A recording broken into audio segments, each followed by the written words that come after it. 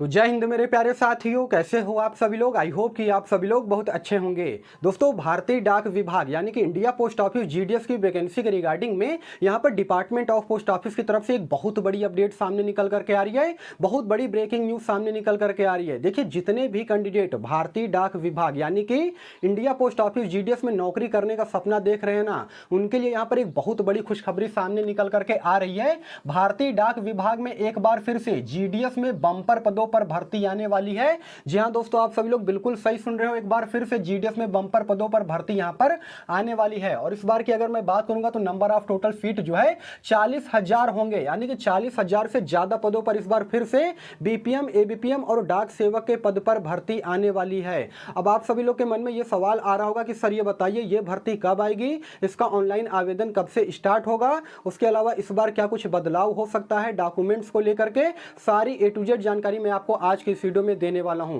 देखिए, वीडियो को आप सभी लोग बिल्कुल भी स्किप मत कीजिएगा, अंत तक देखिएगा, तभी जाकर के सारी जानकारी आपको समझ में आएगी। और काफी सारे कैंडिडेट ये भी सोच रहे होंगे कि सर ये बताइए, अभी तो 44,228 सीटों पर ये जो भर्ती का सिलेक्शन प्रोसेस चल रहा है, इसका वैकेंसी आई हुई है, तो एक साथ ये दोनों वैकेंसी का जो है सिलेक्शन प्रोसेस कैसे चलाया जा सकता है। दोस्तों, दोनों वैकेंसी का सिलेक्शन प्रोसेस चलाया जा सकता है। एग्जाम्पल के तौर पे आप 2023 में जब जाएंगे तो वहां पर आप लोग देखोगे ना, तो जीडीएस शेड्यूल 1 जिसमें कि 30,041 पोस्ट पर भर्ती आई थी, और उसके अलावा जीडीएस स्पेशल ड्राइव करके भर्ती आई थी 12,828 सीटों पर। दोनों वैकेंसी का सिलेक्शन प्रोसेस जो है एक साथ चलाया गया था, क्योंकि आप सभी लोग को मालूम ही होगा 2023 में जो संचार मंत्री थे अश्विनी वैष्णव जी ने लोकसभा में बोला था कि भारतीय डाक विभाग जीडीएस में अब हर साल 2 बार भर्ती जो है निकाली जाएगी। हालांकि 2024 की अगर मैं बात करूंगा तो जो संचार मंत्री है वो चेंज हो गए हैं, ज्योतिरादित्य सिंधिया जो है अब संचार मंत्री है, लेकिन उससे कोई भी दिक्कत नहीं है। और साथ में आपको यह भी बताऊंगा कि हर साल जीडीएस में जो है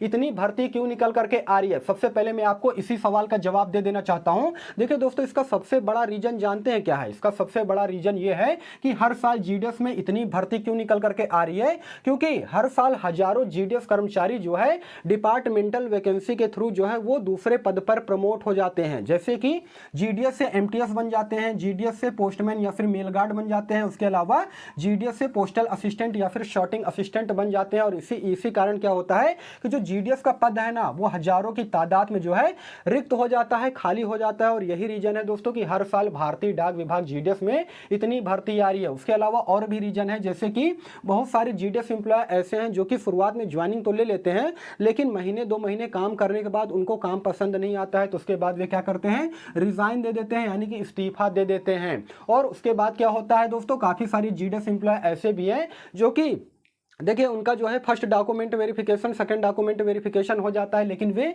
ज्वाइनिंग के लिए नहीं जाते हैं। और यही रीजन है कि हजारों की तादाद में जीडीएस के जो पद हैं भारतीय डाक विभाग में रिक्त हैं। उसके अलावा दोस्तों, सरकार का देखिए यहाँ पर मुख्य उद्देश्य यह है कि भारतीय डाक विभाग के द्वारा घर घर वित्तीय और मूलभूत सुविधा पहुंचाना, खासतौर पर ग्रामीण क्षेत्र में। अभी भी काफी सारे ग्रामीण क्षेत्र की अगर मैं बात करूंगा ना, तो ऐसे भी ग्रामीण क्षेत्र हैं जहां पर वित्तीय सुविधा और मूलभूत सुविधा जो है भारतीय डाक विभाग के द्वारा अभी नहीं पहुंचाया जाता है। वहां पर उसका नेटवर्क जो है बहुत ही कमजोर है, तो इसको जो है सबल बनाने के लिए सरकार का यह उद्देश्य है। उसके अलावा सरकार का यह भी प्रयास है कि ज्यादा से ज्यादा लोगों को रोजगार दिया जाए, जिससे कि बेरोजगारी दर यानी कि अनएम्प्लॉयमेंट रेट जो है वो घट सके।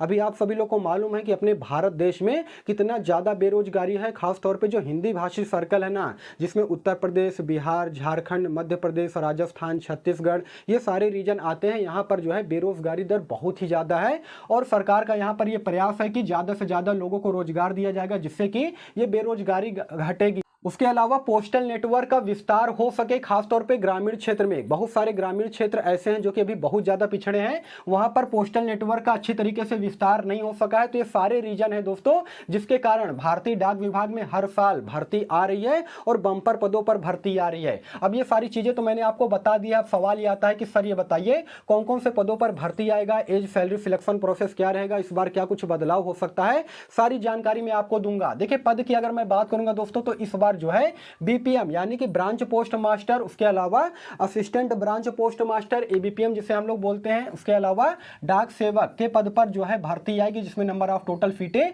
40,000 होंगी। देखिए डिपार्टमेंट ऑफ पोस्ट ऑफिस की तरफ से इसको लेकर के अभी किसी प्रकार का कोई भी ऑफिशियल नोटिफिकेशन जारी नहीं किया गया है, लेकिन जो डिपार्टमेंट की तरफ से सूचना मिल रही है, जो खबर मिल रही है ना, उसी के आधार पर मैं आपको जानकारी दे रहा हूं। और अप्लाई डेट की अगर मैं बात करूंगा तो इस वैकेंसी का ऑनलाइन आवेदन जो है आप नवंबर महीने में कर सकेंगे। नवंबर 2024 में इस वैकेंसी का ऑनलाइन आवेदन जो है स्टार्ट हो जाएगा। अब देखिए एज क्राइटेरिया की अगर मैं बात करूंगा दोस्तों, तो सेम एज क्राइटेरिया यहां पर रखा जाएगा। 18 साल से लेकर के 40 साल तक के कैंडिडेट इसमें अप्लाई कर पाएंगे। साथ में एज में रिलैक्सेशन भी देखने को मिलेगा। ओबीसी के जो कैंडिडेट है वे 43 साल तक, उसके अलावा एससी एसटी कैंडिडेट की मैं बात करूंगा तो 45 साल तक वे फॉर्म को अप्लाई कर सकते हैं। पीडब्ल्यूडी कैंडिडेट को यहां पर 10 साल का एज में छूट दिया जाता है, यानी कि वे 50 साल तक यहां पर फॉर्म को अप्लाई कर सकते हैं। इसमें देखिए ऑल इंडिया के मेल और फीमेल कैंडिडेट एक बार फिर से सभी 23 सर्कल से जीडीएस की इस भर्ती में फॉर्म को अप्लाई कर सकते हैं। और इस बार की क्वालिफिकेशन की अगर मैं बात करूंगा तो किसी प्रकार का कोई भी बदलाव नहीं होगा। बहुत सारे बच्चों के मन में यह सवाल चल रहा होगा कि सर ये बताइए क्या योग्यता इस बार बढ़ा दी जाएगी, 10वीं के स्थान पर क्या 12वीं कर दी जाएगी? ऐसा बिल्कुल भी नहीं होगा। जो क्वालिफिकेशन आपका होगा ना वो सेम रखा जाएगा, यानी कि 10वीं के परसेंटेज के आधार पर यहां पर सिलेक्शन होगा। बशर्ते यह है कि 10वीं क्लास में आपका जो है मैथ और उसके अलावा इंग्लिश का सब्जेक्ट जो है वो होना चाहिए, ये कंपलसरी है। अब यहां तक तो ठीक है, लेकिन सिलेक्शन प्रोसेस की अगर मैं बात करूंगा तो बिना परीक्षा बिना इंटरव्यू सीधी भर्ती होगी। 10वीं के परसेंटेज के आधार पर जो है आपका सिलेक्शन होगा, उसके बाद डॉक्यूमेंट वेरिफिकेशन होगा और फाइनली आपको यहां पर ज्वाइनिंग दे दी जाएगी। देखिए इस बार की अगर मैं बात करूंगा ना तो ये पॉसिबिलिटी है दोस्तों कि डॉक्यूमेंट स्कैन करके अपलोड करवाया जाएगा, जिससे कि फर्जीवाड़े को रोका जा सके। देखिए इस बार की भर्ती की अगर मैं बात करूंगा ना, जिसमें कि ये 44,228 सीटों पे भर्ती आई हुई है, इसमें अभी आप सभी लोग जानते होंगे कि फर्स्ट मेरिट सूची कुछ दिन पहले जारी किया गया था। मेघालय डिवीजन के फर्स्ट लिस्ट की अगर मैं बात करूंगा ना तो यहां पर बच्चों का सिलेक्शन जो है 30% 32% पर हुआ है, और ये बहुत बड़ा फर्जीवाड़ा है। क्योंकि देखिए कोई भी कैंडिडेट अगर 33% से कम नंबर लाता है ना हाई स्कूल में तो उसे फेल माना जाता है, लेकिन यहाँ पर 30% 32% में बच्चों का सिलेक्शन हुआ है। फर्स्ट मेरिट सूची में आप सभी लोग उठा करके देख सकते हो। इसके रिगार्डिंग में मैंने एक बार सेपरेटेड वीडियो भी बनाया था, मेघालय सर्कल की ये बात है, ठीक है ना। तो दोस्तों इसी कारण फर्जीवाड़े को रोकने के लिए अब की बार क्या होगा कि डॉक्यूमेंट स्कैन करके अपलोड करवाया जाएगा। इसमें आपके 10वीं के मार्कशीट होंगे, कास्ट सर्टिफिकेट होगा, उसके अलावा डोमिसाइल सर्टिफिकेट होगा, ये सारे जो डॉक्यूमेंट्स है उसे स्कैन करवाया जाएगा। और देखिए इस बार की अगर मैं बात करूंगा तो कोई खासा बदलाव आपको देखने को नहीं मिलेगा, बशर्ते खाली ये होगा दोस्तों कि केवल डॉक्यूमेंट्स अपलोड किया जाएगा। किसी प्रकार का कोई भी रिटन एग्जाम नहीं होगा, ना ही क्वालिफिकेशन यहां पर बढ़ाया जाएगा। तो दोस्तों एक बहुत बड़ी खुशखबरी आप सभी लोग के लिए सामने निकल करके आ रही है। देखिए अभी आप सभी लोग का अगर मान लीजिए कि इस मेरिट सूची में नाम नहीं आ पाता है ना, हालांकि अभी बहुत सारी रिजल्ट जारी की जाएंगी। ये 44,228 सीटों भर्ती की बात मैं कर रहा हूं।